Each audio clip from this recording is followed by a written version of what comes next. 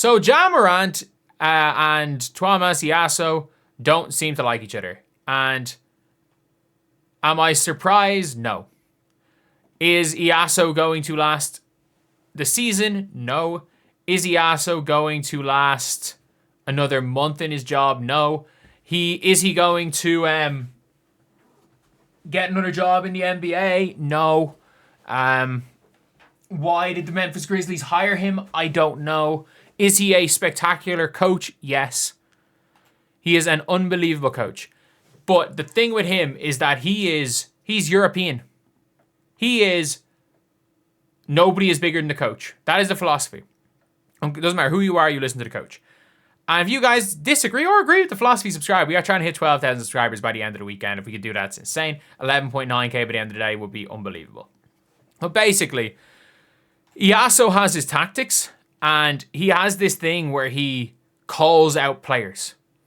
Like, he was saying it was like, when he was in Europe, he doesn't care who you are, and he was like, it's never personal. He will call out players. And then he obviously called out Ja Morant, his leadership. And his whole thing is that he thinks that calling out players will help them win. It's like, as long as everyone's on the same page, that we are trying to win. And he's only calling you out to help the team. But that doesn't work with American superstars. It just doesn't. It does not work with American superstars. And I'm going to be honest, like, it doesn't work with a lot of superstars in general. It's one of those things when, like, they could have had, they zags.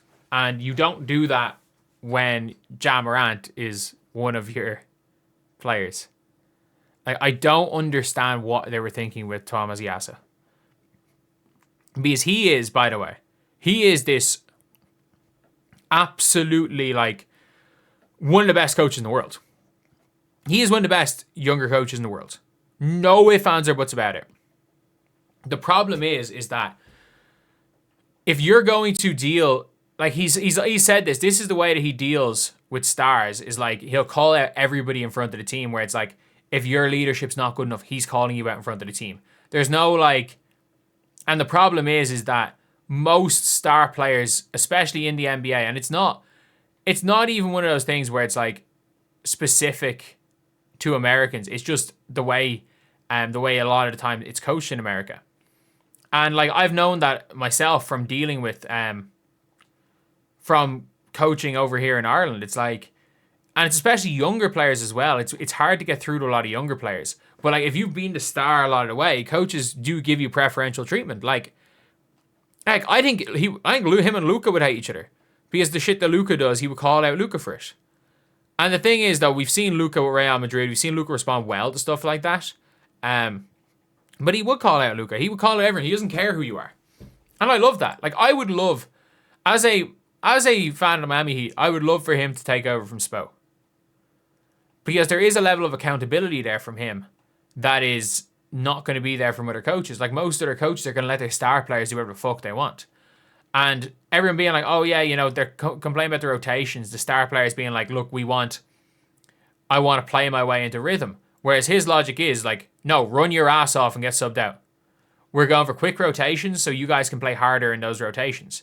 And in my opinion, if you get a full team to buy into Thomas Iaso, they'll be exceptional.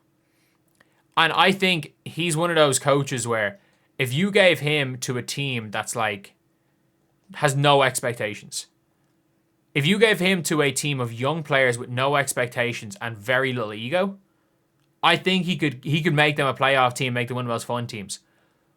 But if you give him a team with expectations, with players who have egos, and by the way, most star players have egos.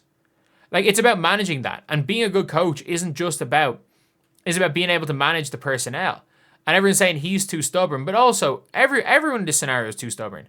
He's not a malleable coach. Ja Morant is not a malleable superstar by the looks of things. He's not even a malleable good player by the looks of things. Like, we saw it, like, he was pissed, and the Grizzlies, even though the Grizzlies were winning last year, because he didn't like how Taylor Jenkins was running the show. He didn't like the offense that the most successful coach in the history of their franchise was running. So It's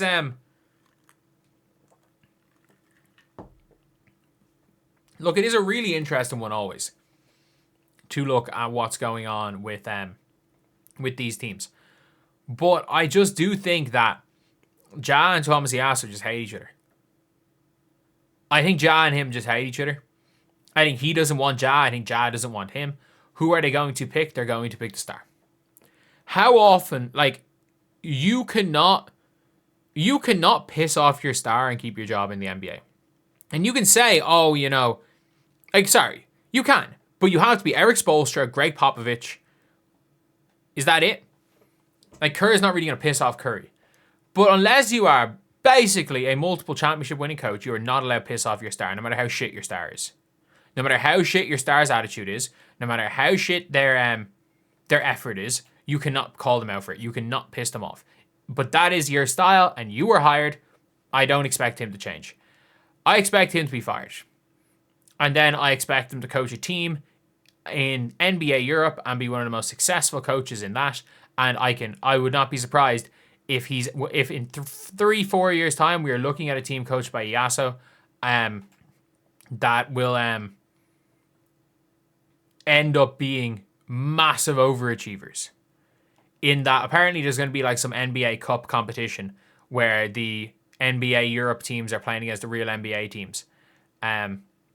Basically the World Championships of basketball for club basketball. And I'm cool with that. But I would not be surprised if every year there's probably going to be one European team that makes a Cinderella run. And I would not be surprised to see him coaching a European team that makes a Cinderella run and beats a bunch of NBA teams. Because if you get the right group of players, and for me, I'm just trying to think of like a group of players. Like, it seems like Jaren Jackson Jr., the stars are pissed off at him. And that's the thing, like, if you've spent your entire career being allowed to do whatever you want, even on bad teams as a rookie, you're still allowed to do whatever you want because, you know, okay, yeah, we're going to give freedom to the rookie. And then you have a coach that is not only not letting you do what you want, but is bringing in a sub pattern to force you to do what they want. That's what they're trying to, like, that's basically what he's trying to almost enforce it. Because of his sub pattern, if you don't play hard, you don't score. You don't score, you don't get that many opportunities if you don't play hard. But yeah, it is just an interesting thing to think about. But I do genuinely think Ja Morant and Yasso will never work. I think he's going to be fired soon. Like, whose side am I taking in this scenarios? I think I'll simultaneously make the argument of I think the coach, I like the coach's philosophy. It's not going to work in the NBA. It's not going to work in the NBA. And it's one of those things where to get to the point where these players got to, you have to have an ego. Like, you can't be a zero ego star and be in the NBA. You just can't. Like, has there ever been like, Steph Curry's the closest thing we've ever seen to a zero ego star ever in the history of the sport. But like, it is a near impossibility. So look, I think he's, depending on what happens, like, I actually think, it's mad when I say this, but like, I don't know. I think the Grizzlies might actually be better without Ja Morant right now. But you're still not trading Ja. If there is a coach and a system that makes you better without Ja Morant, you are firing the coach. It's as simple as that. You are never, if you're in the Memphis Grizzlies, you are never going to get someone that puts butts in seats like Ja Morant. So you do everything you can to help Ja Morant out. If Ja wants a coach gone, you fire him. And that is just the way it works. That is unfortunately the way the world of basketball works. There is nothing you can do about it. If you piss off Ja, you are going to be fired. And he has already pissed off Ja. And he's going to be way too stubborn to undo it. I'm telling you that for a fact. He's going to be too stubborn to change his ways. Because if he changes his ways, I don't know if he's able to coach without sticking in his ways. Like, that's the problem, is like, a lot of the best coaches and a lot of maverick coaches are extremely stubborn. Like, I support a football team that's coached by Marcelo Bielsa. Like, you genuinely, the more out there a coach is, the more stubborn they're going to be. And he is going to be incredibly stubborn. So anyway, yeah, that's the video. Let me know what you guys think in the comment section below.